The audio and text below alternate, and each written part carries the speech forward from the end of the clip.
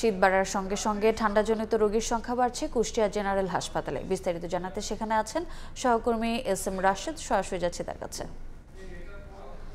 রাশেদ, শীত বৃদ্ধির সাথে সাথে কুষ্টিয়ায় বৃদ্ধি পেয়েছে শীতজনিত রোগের সংখ্যা, বিশেষ করে ডায়রিয়া, নিউমোনিয়া, সর্দি, জ্বর এবং অ্যালার্জিজনিত যে রোগ রয়েছে এই রোগীর কিন্তু অনেক সংখ্যা বৃদ্ধি পেয়েছে কুষ্টিয়া জেনারেল হাসপাতালে। এছাড়াও অন্যান্য সরকারি হাসপাতালে, উপজেলা পর্যায়ে যেসব হাসপাতালে রয়েছে সেগুলোও কিন্তু অতিরিক্ত রোগী এখন বহন করতে হচ্ছে বলে আমাদেরকে জানিয়েছেন সিভিল সার্জন অফিস থেকে।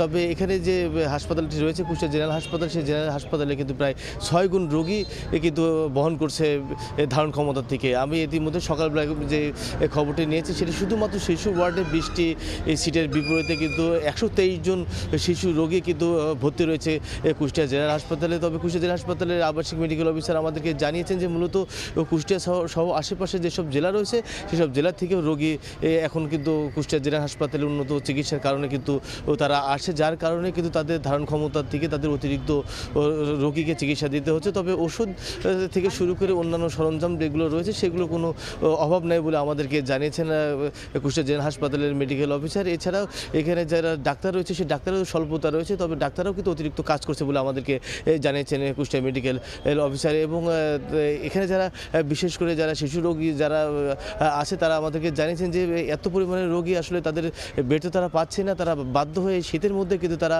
আসলে হাসপাতালের যে বারান্দা রয়েছে সেই বারান্দায় তারা চিকিৎসা নিচ্ছে বলে আমাদেরকে জানিয়েছেন। এবং এই ঠান্ডার ভিতরে তাদের বাধ্য হয়ে কুষ্টিয়া জেনারেল হাসপাতালের বারান্দায় তাদের চিকিৎসা নিতে হয়েছে এবং তাদের কিন্তু ফ্লোরেই কিন্তু তাদের থাকতে হচ্ছে বলে আমাদেরকে জানিয়েছেন রোগীর স্বজনেরা।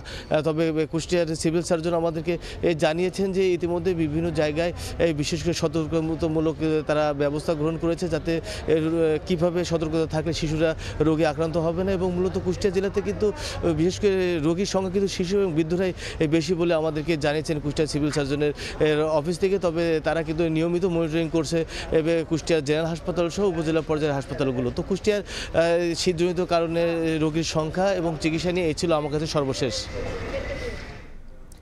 সরাসরি যুক্ত ছিলাম কুষ্টিয়ায়।